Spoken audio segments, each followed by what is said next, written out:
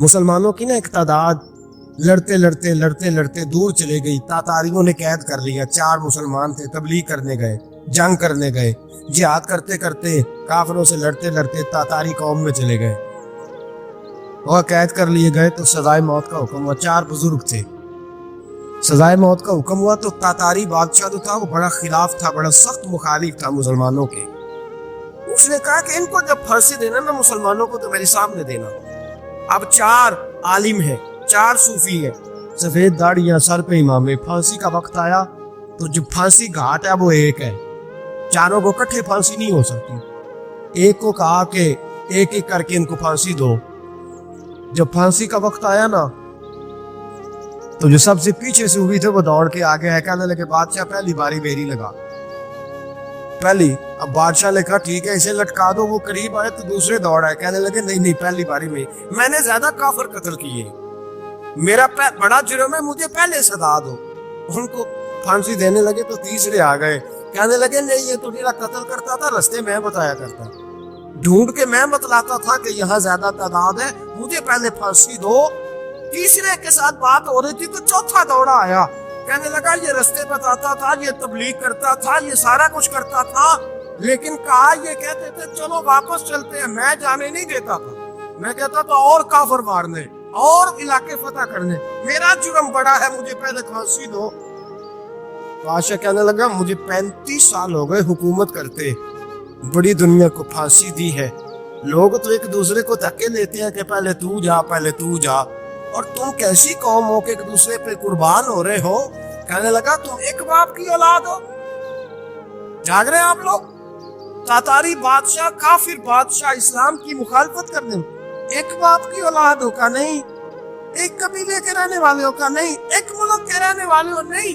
اس نے کہا رشتہ کیا ہے, تمہارا رشتہ کیا ہے؟ تو بول کے کہنے لگے خدا ایک ہے, نبی ایک ہے. خدا ایک ہے اور نبی منفرد ایک ہے. اس قوم کی نقصان بھی ایک ہی, سب کا نبی اللہ بھی, قرآن بھی ایک.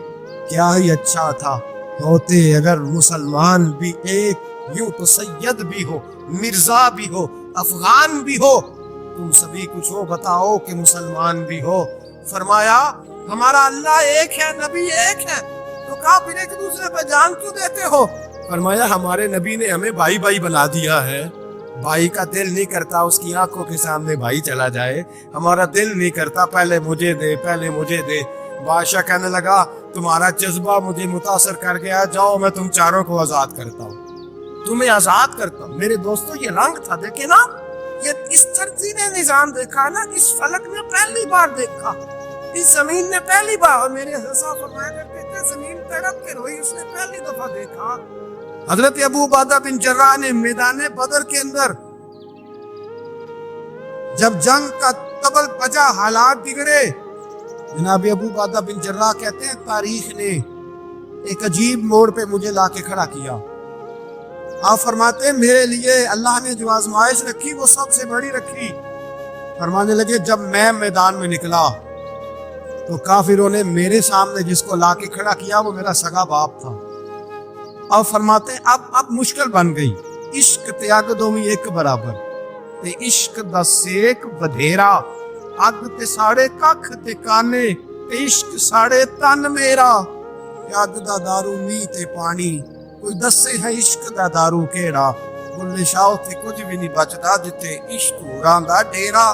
فرمانے لگے اب میرے لیے سامنے باپ, ادھر بیٹا. آپ فرماتے ہیں 2 رستے تھے, باپ بچاؤں یا رسول اللہ کا دین بچاؤں.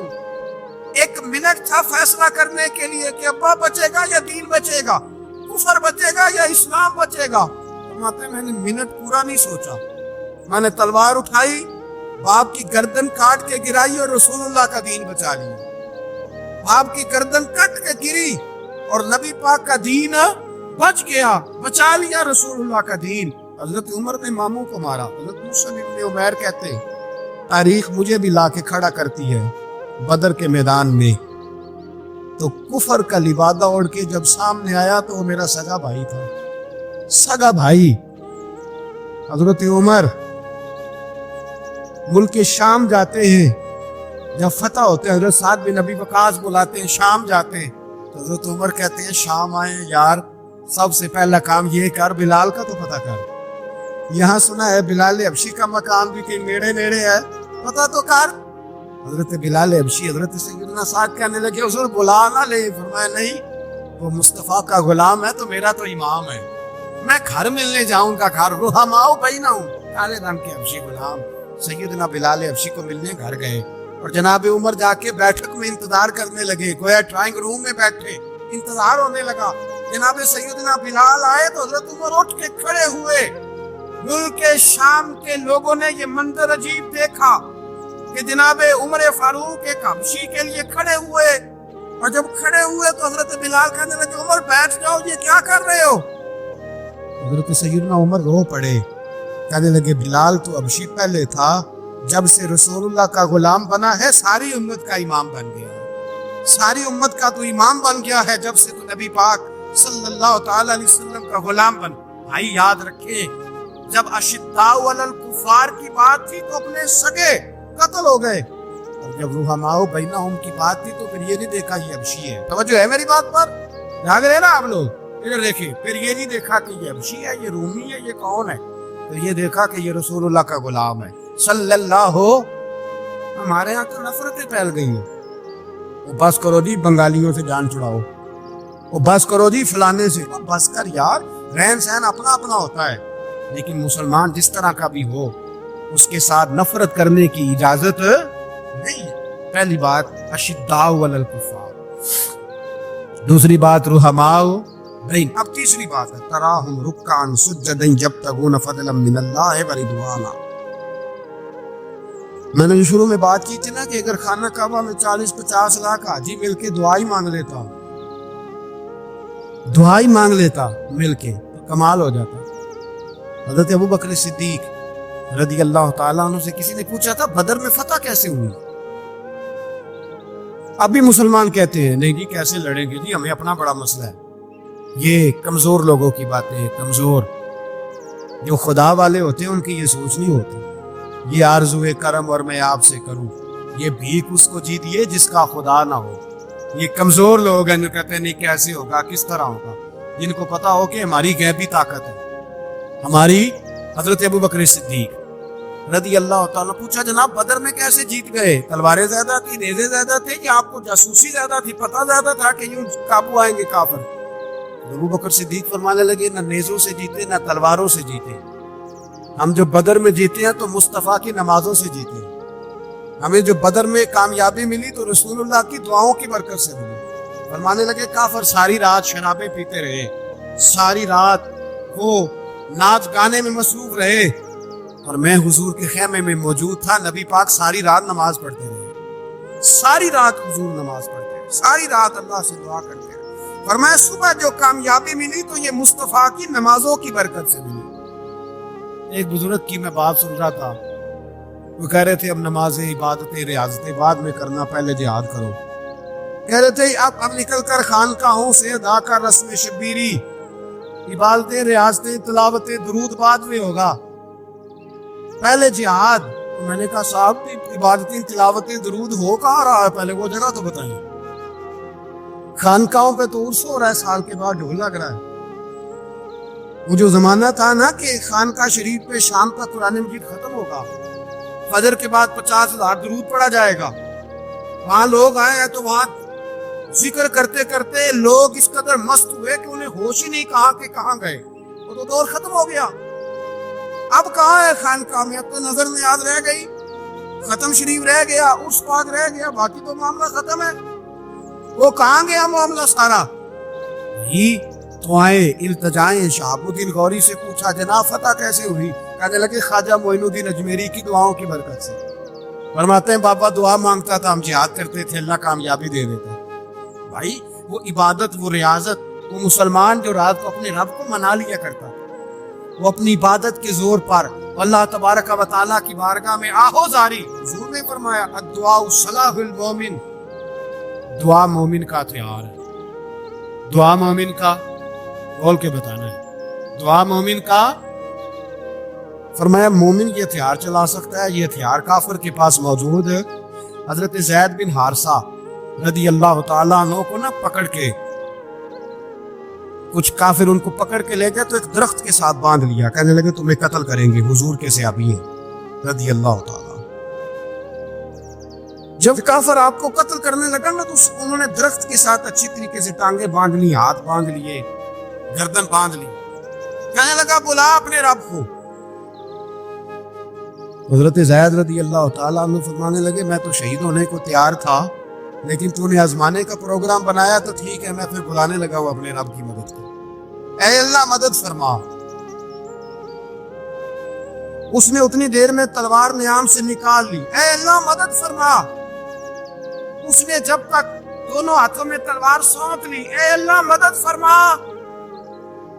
جب تیسری بار آپ نے یہ کہا تو اس نے تلوار اٹھائی، کہا اللہ مدد فرما۔ حضرت زید رضی اللہ تعالیٰ عنہ کہتے ہیں جب چوتھی بار میری زبان سے لفظ نکلے، کافر کے ہاتھ میں تلوار تھی پر گردن بھی اس کی کٹ کے نیچے گر گئی، گردن کٹ کے اسی وقت نیچے گری۔ مجھے کسی نے کھولا، نہ مارنے والا نظر آیا، نہ گردن کاٹنے والا نظر آیا، نہ مجھے کھولنے والا۔ تو میں نے کہا آنے والے تو بتا تو صحیح تو کون ہے؟ تو کہنے لگے میں جبریل امین ہوں، میں جبریل امین ہوں، میں جبریل، مجھے دشمنوں نہ چھیڑو، میرا ہے کوئی جہاں میں، مجھے دشمنوں نہ چھیڑو، میرا ہے کوئی جہاں میں ابھی پکار لوں گا، نہیں دور ہے مدینہ۔ کہا جب تو نے، حضرت جبریل کہنے لگے جب تو نے پہلی دفعہ کہا نا اللہ مدد فرما تو میں سدرۃ المنتہا پہ تھا، مجھے حکم ہوا جبریل دیر نہ کرنا۔ فرماتے ہیں جب دوسری دفعہ تو نے کہا نا اللہ مدد فرما تو میں 7ویں آسمان پہ تھا، اور جب تیسری دفعہ کہا مدد فرما تو میں پہلے آسمان پہ تھا۔ اور فرمایا جب تو نے کہا چوتھی دفعہ اللہ مدد فرما تو میں تیرے سرانے کھڑا تھا، میں تیرے سرانے۔ تو بھائی اب تو اجتماعی دعا بھی نہیں رہی ہماری، اب تو یہ والا سوتا بھی، ایک اکبر الآبادی نے کہا تھا مصیبت میں بھی اب یاد خدا ہم کو نہیں آتی، دعا منہ سے نہ نکلی جیبوں سے عرضیاں نکلی۔ اب بھی ہم کہتے ہیں کریں گے بات، سفیر کو بلائیں گے، ہم نے کہا ہے اس کو تو مان جائے گا وہ آپ کی بات؟ وہ بچے کاٹ رہا ہے تو اس کو گھر بلا رہا ہے۔ ابھی تک ایک اتنا سا سٹینڈ کہ ان کا جو دفتر ہے سفارت خانہ وہ بند کر دیا جائے، اتنی بھی توفیق نہیں ہوئی۔ کہتے ہیں ٹھیک ہے شور سے ہو رہا ہے بس چپ کر دیں گے سارے، خدا را خواب غفلت سے اٹھو، بیداری حاصل کرو، اور کچھ نہیں ہو سکتا تو کھل کے دعا تو مانگو ان کے لیے، ان کے لیے دعا تو مانگو۔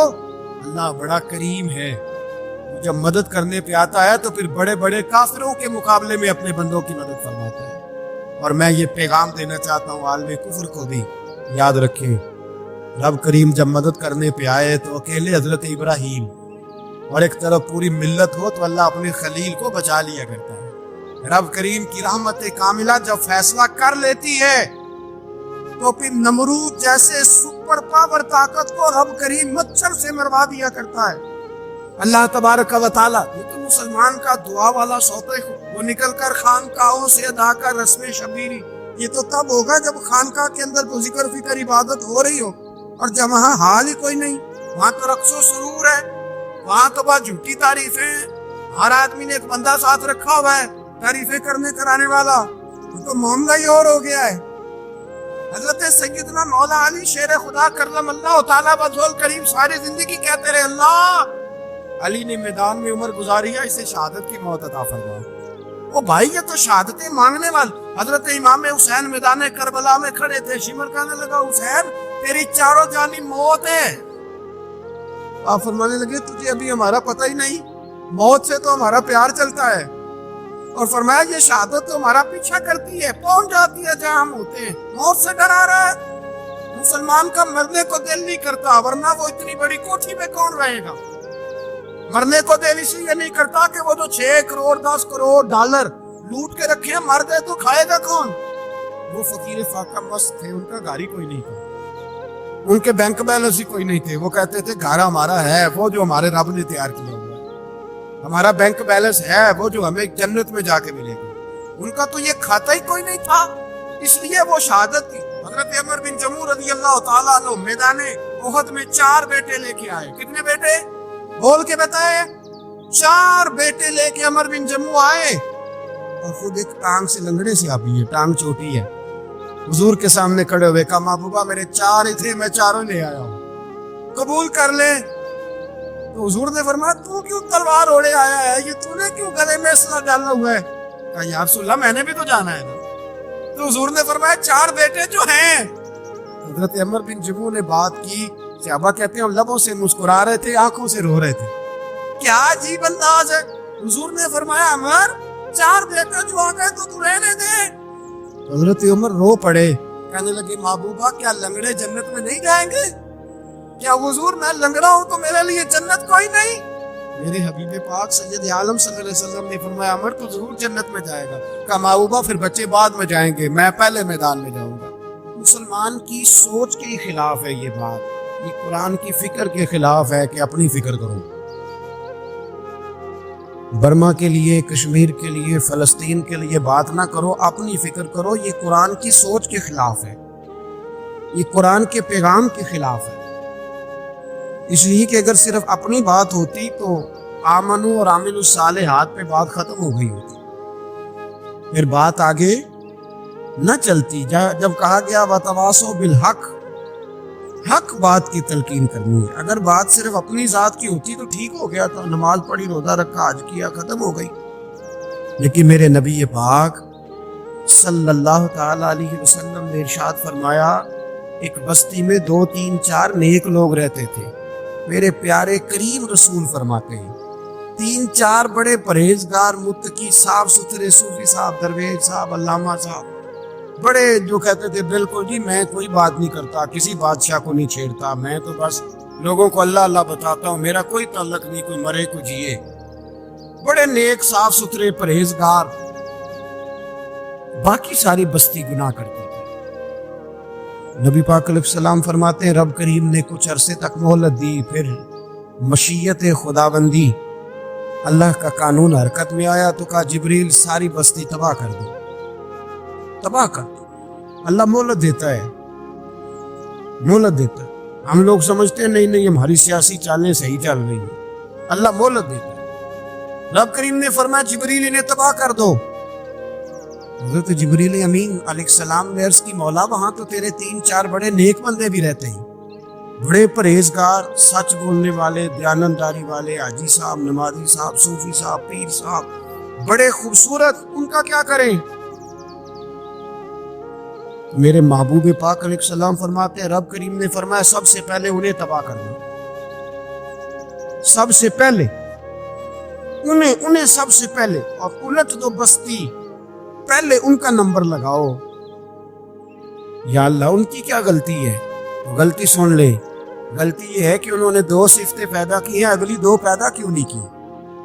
الا الذین آمنوا وعملوا الصالحات پہ روک کیوں گئے، آگے کیوں نہیں بڑھے؟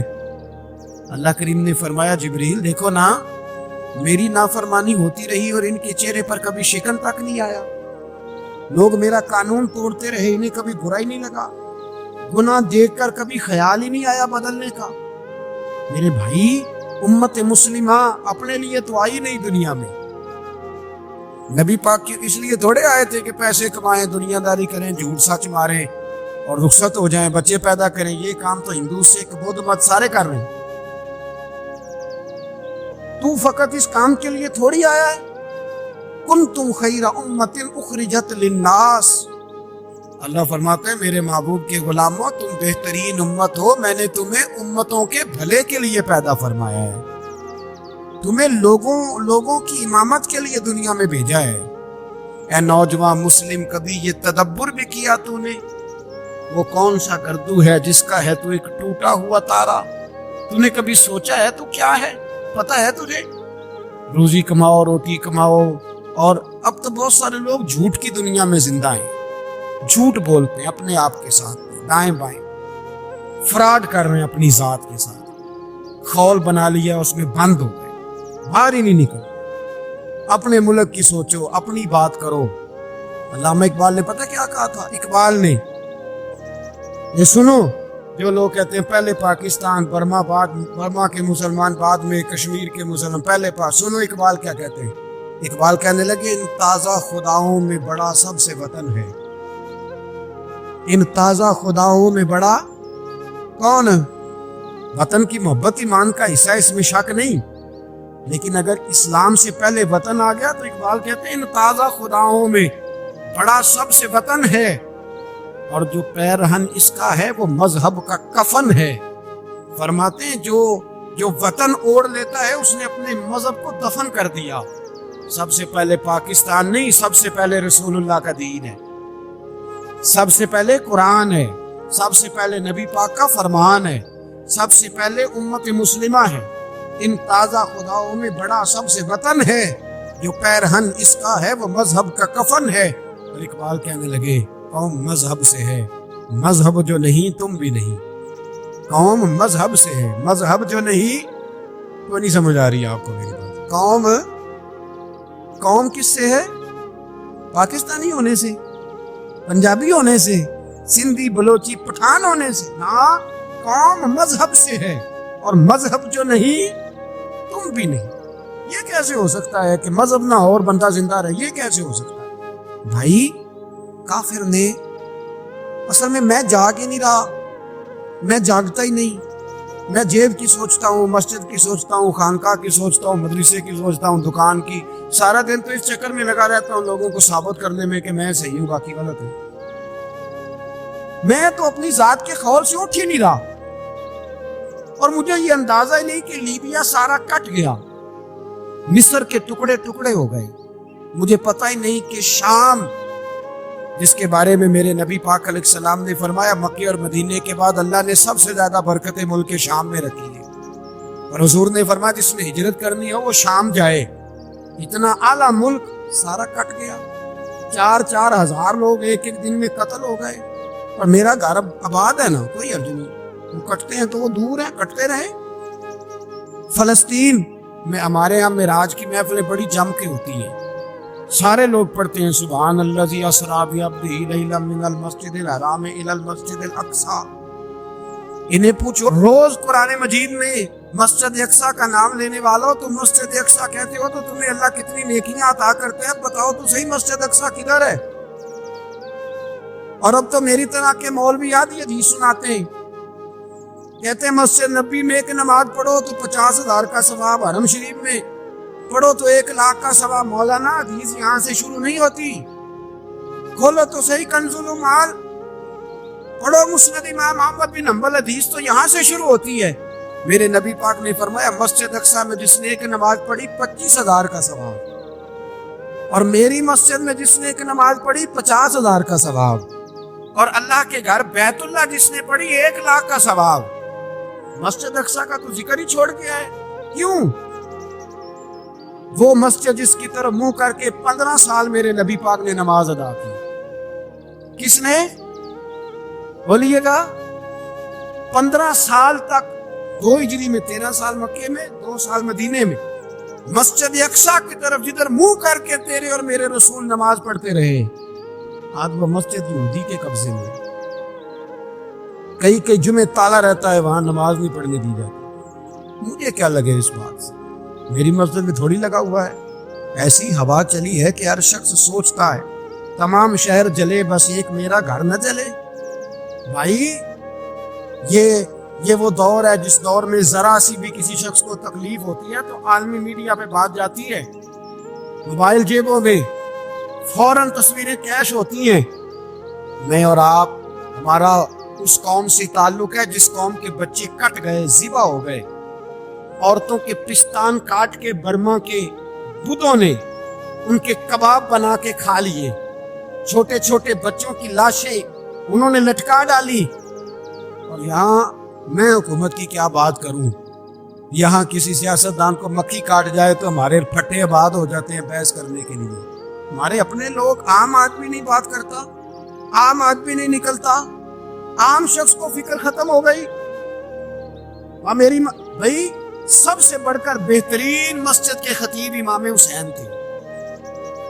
مسجد نبی سے بڑی بھی کوئی مسجد ہوگی جس ممبر پر رسول پاک بیٹھ کے خطبہ دیا کرتے تھے، اور میرے مصطفیٰ کے آستانے سے بڑا بھی کوئی آستانہ ہوگا جس کی سجادگی امام حسین کے پاس تھی۔ کہتے ہیں ہمارا کیا تعلق، ہمیں کیا لگے، جو مرضی ہوتا پھرے۔ امام علی مقام آرام سے مسجد نبی میں بیٹھے تھے، زمانہ پوری دنیا سے جاتا تھا، ہاتھ چومتا تھا، قدموں میں بیٹھتا تھا. اتنے بڑی عظمت والی بھی کوئی شخصیت ہوگی جس کے رگوں میں رسول اللہ کا خون دوڑتا ہے, جسے حضور اپنی زبان مبارک اس طرح وہ چوسا کرتے تھے جیسے عرب کے لوگ پیاس کے عالم میں کھجور چوسا کرتے تھے.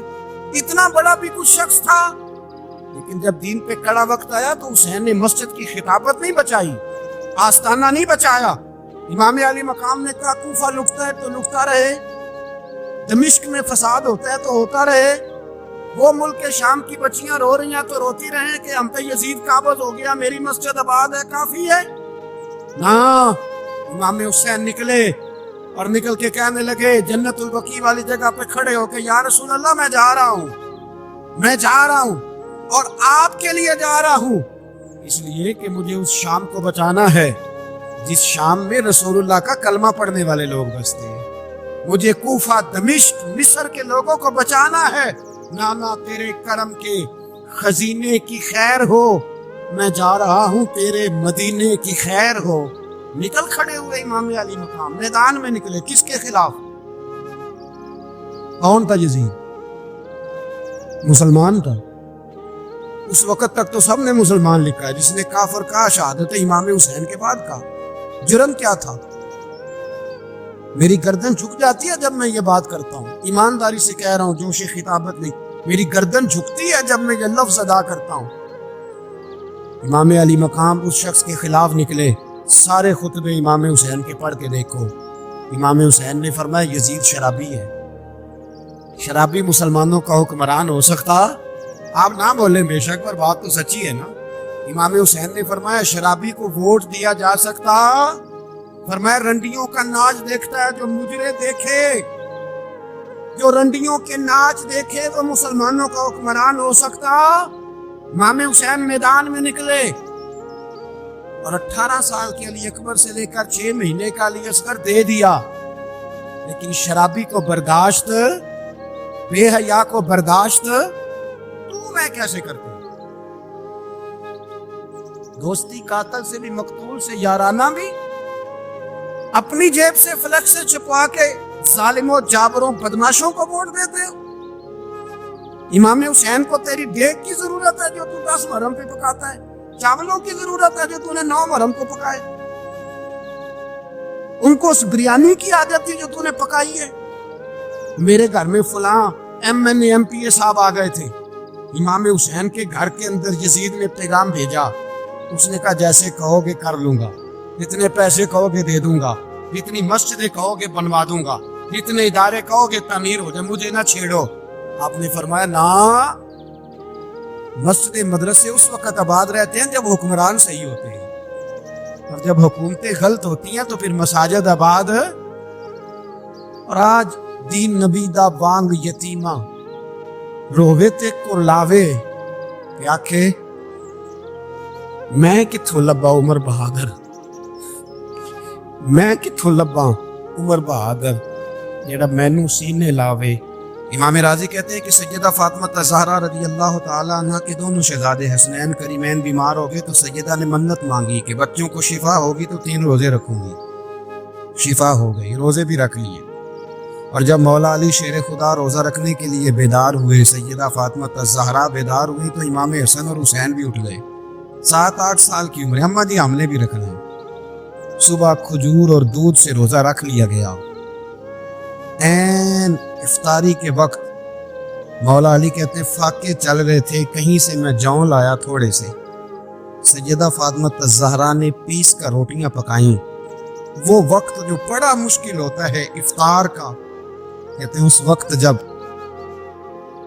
کھانے کے لیے بالکل ہاتھ آگے بڑھنے لگے اور امید تھی کہ ابھی سیدنا بلال اللہ اکبر کہیں گے تو روزہ کھلے گا, لیکن ابھی چند ہی منٹ رہتے تھے کہ دروازے پر ایک فقیر نے صدا دی.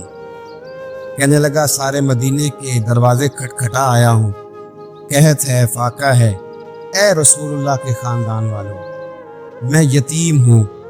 کسی نے بتایا ہے کہ اور کوئی دروازہ کھلے نہ کھلے, سیدہ کا دروازہ تیرے لیے ضرور کھلے گا.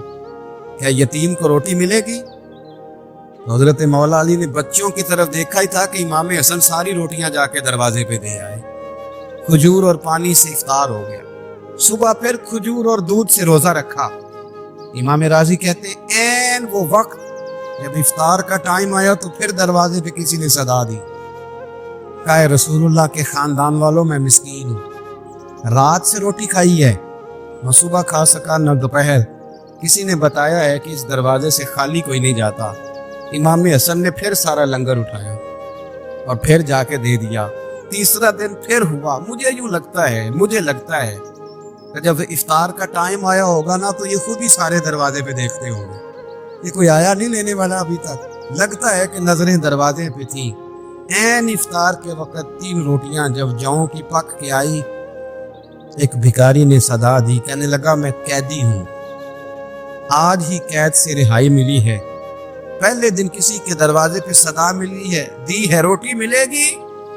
امام حسن وہ کھانا دے کے واپس لوٹے، کھجور اور پانی سے افطار ہوا، اور جیسے ہی مسجد نبوی میں تینوں باپ بیٹا نماز پڑھنے گئے تو مولا علی کہتے مجھے بتانا نہیں پڑا، رسول کریم نے میری طرف دیکھ کے فرمایا علی تیرا، فاطمہ کا، حسن اور حسین کا 3 دن والا عمل خدا کو بھی بڑا پسند آیا ہے اور محمد مصطفیٰ کو بھی بڑا پسند آیا ہے، بڑا پسندیدہ عمل۔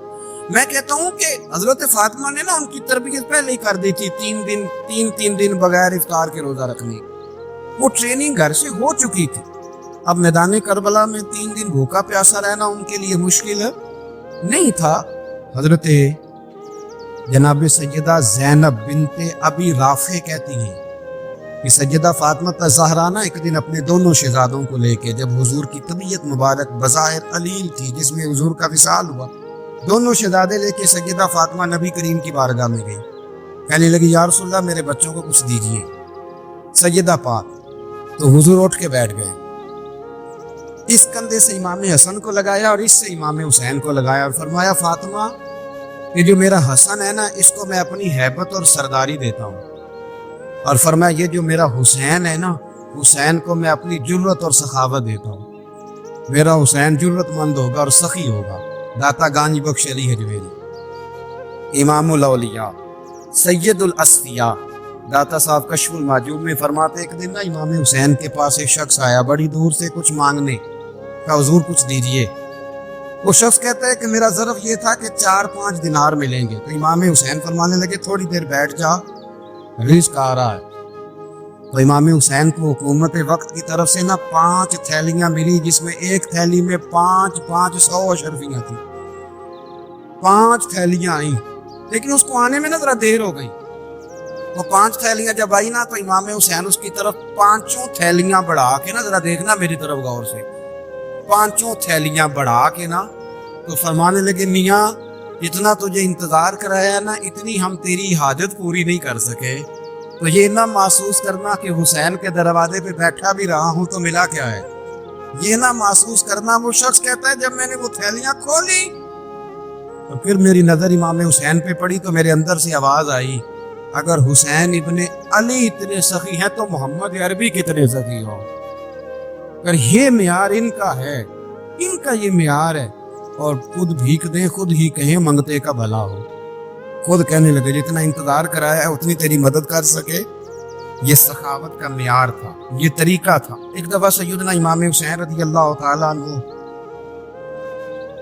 کے گھر کے اندر نا 5000 دینار آئے، مسجد میں تھے، آپ کو 5000 دینار ملے تو امام زین العابدین کہتے ہیں کہ مسجد سے لے کر گھر آنے تک امام حسین نے 5 کے 5000 اللہ کے راستے میں خیرات کر دیے۔ فرماتے میں نے کہا ابا جی 5 دینار کی گھر میں ضرورت تھی، مالاں والے سخی نہیں ہوندے تے سخیاں کل مال نہیں ہوندا، ایتھے اوتھے دوویں جہانی سخی کنگال نہیں ہوندا۔ کہا ابا جی 5 دینار کی گھر میں ضرورت تھی، تو کہتے ہیں مجھے فرمانے لگے بیٹا یہ جن کو میں نے دیا ہے نا یہ گھر کے لیے ہی دیا ہے، یہ گھر کے لیے ہی دیا ہے، جن کو دیا ہے تمہارا کیا خیال ہے یہ باہر خرچ ہوا ہے، یہ گھر کے لیے ہی ہے، اس لیے کہ جب انسان دوسروں پر شفقت کرتا ہے تو اللہ اس کے گھر پہ رحمت فرماتا ہے۔ امام حسین کے مزاج میں پہلی بات میں نے ذوق عبادت کی عرض کی، دوسری بات عرض کر رہا ہوں کہ صحابہ حضرت اسامہ بن زید بڑے پیارے ہیں میرے نبی کریم کے، بڑے پیارے۔ حضرت اسامہ بن زید کے بارے میں سیدہ عائشہ صدیقہ فرماتی ہیں ان کے ناک سے اگر ریٹھ نکلتی تھی تو اللہ کے رسول اپنے دستے مبارک سے صاف کر دیتے تھے، اور سرکار فرماتے تھے کہ اگر اسامہ لڑکی ہوتا نا، ان کے غلام کے بیٹے تھے حضرت زید بن عمرو، اگر یہ لڑکی ہوتا میں اسے زیور پہناتا. بڑے پیارے تھے، لیکن جب ان کا آخری وقت آیا نا تو 60,000 دینار کا قرضہ تھا. رشتہ داروں سے کہا، دوستوں سے کہا، یاروں سے کہا، پر قرض ادا نہیں ہو رہا تھا. حضرت اسامہ بن زید کہتے ہیں بڑا پریشان تھا. جب حد ہو گئی نا تو حضرت اسامہ بن زید فرمانے لگے جاؤ کوئی حسین ابن علی کو خبر کرو، ان سے کہو میں نا غلام ہوں آپ کے نانا کا، مقروض دنیا سے چلا گیا تو کیا بنے گا. امام حسین کو خبر ملی تو دوڑے آئے. لاجپال اس پیر کو نہیں کہتے جو تگڑا نذرانہ لے کے تو ماتھا چوم لے، لاجپال تو اس کو کہتے ہیں کہ جب ضرورت پڑے تو وہ سر پہ موجود ہو. حضرت سیدنا امام حسین تشریف لائے تو جناب اسامہ بن زید رو پڑے، کہنے لگے حضور میں نے نا غلامی کی ہے آپ کے نانا، اور اس غلامی پہ ناز ہے، اب 60,000 دینار کا قرضہ لے کے دنیا سے جاؤں گا تو میری قبر پہ بوجھ رہے گا. امام حسین خادم کو بھی کہہ سکتے تھے جاؤ گھر پیسے پڑے ہیں لے آؤ. امام حسین خود گئے، چادر اوڑھ کے تو اس کی اوٹ میں بکل میں 60,000 دینار چھپا کے لائے اور جناب اسامہ بن زید کے سامنے رکھ کے کہنے لگے اسامہ یار پیسے رات کو ہی آئے تھے، میں سوچ رہا تھا مجھے تو ضرورت نہیں، اللہ نے کس کا نصیب میرے گھر میں بھیج دیا، مجھے تو حاجت ہی نہیں تھی، اب پتہ چلا پیسے تیرے تھے، اللہ نے حسین کی ڈیوٹی لگائی ہے کہ جا کے دے آ. حضرت اسامہ بن زید رو پڑے، فرمانے لگے اللہ آپ کو بہترین صلہ عطا فرمائے. امام بڑا ہی پیار کرتے. گھوڑے پہ جا رہے تھے، کچھ فقیر غریب لوگ بیٹھ کے روٹی کھا رہے تھے. کہاں رہے تھے؟ سڑک کے کنارے. امام زین العابدین فرماتے ہیں کہ جب امام حسین گزرے تو انہوں نے آواز دی حضور دل کرتا ہے ہمارے ساتھ بیٹھ کے روٹی کھائیں. کائنات کے مالک و مختار کے نواسے اور دنیا کے سب سے بڑے شہزادے گھوڑے سے اترے اور غریبوں کے ساتھ سڑک میں بیٹھ گئے، روٹی کھانے لگے اور دیر تک کھاتے رہے. اور جب فارغ ہو گئے تو فرمانے لگے کھانے کی ضرورت بھی نہیں تھی، حاجت بھی نہیں تھی، پر تم نے آواز دی تو دل رکھنے کو بیٹھ گیا تھا، اگر اجازت دے تو چلا جاؤں. یہ مزاج تھا، یہ طبیعت تھی. آپ کے ایک بھائی ہیں چھوٹے، حضرت محمد بن حنفیہ نام ہے، حضرت مولا علی شیر خدا رضی اللہ تعالیٰ عنہ کی دوسری بیوی سے. ایک دن حضرت امام حسین ان کے گھر میں بیٹھے تھے تو کسی بات میں نا اختلاف رائے ہو گیا، تو امام علی مقام ناراض ہو گئے، فرمایا آج کے بعد تیرے گھر نہیں آؤں گا. رومال اٹھایا چلے گئے. لوگوں نے حضرت محمد بن حنفیہ رضی اللہ تعالیٰ عنہ سے کہا حسین تو ناراض ہو گئے، کبھی نہیں آئیں گے. آپ فرمانے لگے بھائی تمہارا ہے کہ میرا؟ جی بھائی تو آپ کے ہیں. فرمایا اگر کہو تو چند منٹوں میں حسین واپس آئے. جناب ناراضگی ہو گئی ہے. فرمایا ناراضگی ہوئی ہے پر میں اس کے دل کی نرمی کو تو جانتا ہوں، اس کے مزاج کے اندر جو محبت ہے اس سے تو ابھی آئے. کہا جناب وہ کیسے؟ فرمانے لگے دیکھنا ذرا.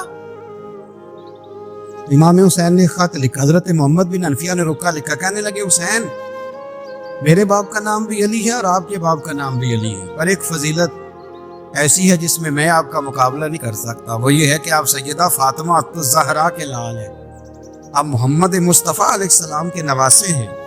کہنے لگے بھائی جان آپ نے نانا جان کی وہ حدیث تو سنی ہوگی کہ دو لوگ ناراض ہو جائیں تو جو صلح پہلے کرے جنت میں پہلے جائے گا. فرمانے لگے دل میرا کر رہا تھا کہ پہلے صلح کر لوں، لیکن پھر بڑے بھائی کو پشت کروں گا جنت میں جاتے ہوئے، یہ بھی تو بے ادبی ہے نا. اب خط میں نے لکھ دیا ہے، آپ کا جو ارادہ ہو. امام حسین نے خط پڑھا تو آنکھوں میں آنسو آ گئے. پھر سے رومال اٹھایا. بچے پوچھنے لگے کہاں جا رہے ہیں؟ کہا بھائی کے گھر جا رہے ہیں. آپ تو ناراض تھے. فرمایا تھا ناراض پر ہے تو میرا بھائی نا. ہو گئی بات ختم. بڑی دل میں نرمی، طبیعت میں سوز، لہجے میں گداز. حضرت امیر معاویہ رضی اللہ تعالیٰ عنہ نے ایک شخص کو بھیجا مدینہ منورہ شان سے، تو اس نے کہا میں نے امام حسین سے ملنا ہے، تعارف کیا ہے؟ جناب امیر معاویہ فرمانے لگے مسجد نبوی میں جانا جس کے گرد لوگ سب سے زیادہ ادب سے بیٹھے ہوں اور جس کی باتیں سب سے زیادہ میٹھی ہوں اور جس کی نظریں سب سے زیادہ جھکی ہوں اور جس کے چہرے پر تمہیں سب سے زیادہ وقار نظر آئے، وہی علی کے بیٹے حسین ہوں گے. جو سب سے زیادہ تمہیں وہاں ماحول کے اندر جو شخص نظر آئے پوچھنے کی ضرورت نہیں پڑے گی. وہ شخص کہتا میں مدینے آیا تو میں نے واقعی ایک شخص کو دیکھا کہ شہد کے گرد مکھیوں کا اتنا ہجوم نہیں ہوتا جتنا امام حسین کے گرد رسول اللہ کے غلاموں کا ہجوم تھا. لیکن نظریں جھکی ہوئی، باتیں میٹھی، لہجہ گداز گداز، لفظوں میں رانائی، اور لوگ کئی باتیں پوچھتے تو علی کے صاحبزادے ایک آدھ جملہ بولتے تو لگتا یہ کہ وہ جملہ سیدھا دل میں اترتا چلا جاتا ہے. امام علی مقام کے کردار میں نہ کچھ باتیں بڑی زیادہ تھیں، بہت زیادہ تھیں، بڑا حسن تھا. ایک بات تو یہ تھی امام حسین رضی اللہ تعالیٰ عنہ کا علم و فضل بڑا کمال کا تھا. ایک دفعہ صحابہ میں مسئلہ بن گیا کہ بچہ پیدا ہوتا ہے تو اس کا وظیفہ کیسے لگانا ہے. امام حسین کا علم و فضل بتا رہا ہوں، علم و فضل. تو بات بڑی پیچیدہ ہو گئی.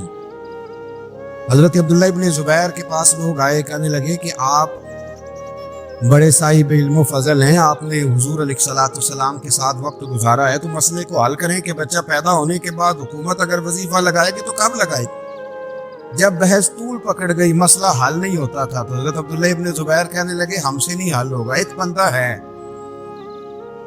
جس کے سینے میں رسول اللہ صلی اللہ تعالی علیہ وسلم کے نور نبوت کا فیضان ہے، وہ یہ مسئلہ حل کریں گے. تو کہا وہ کون سے؟ آپ فرمانے لگے جب ہم سے مسائل حل نہیں ہوتے تو ہم ان کے علم سے فائدہ اٹھاتے ہیں. کہا کون ہے؟ کہا جناب امام حسین. تو لوگ حضرت امام حسین کے پاس گئے کہ حضرت یہ ایک مسئلہ الجھ گیا ہے کہ بچہ پیدا ہو تو وظیفہ کب لگانا ہے. فرمایا الجھنے والی بات ہی کوئی نہیں، پیدا ہونے کے بعد جب وہ پہلی دفعہ آواز نکالے تو اس کا وظیفہ لگا دو.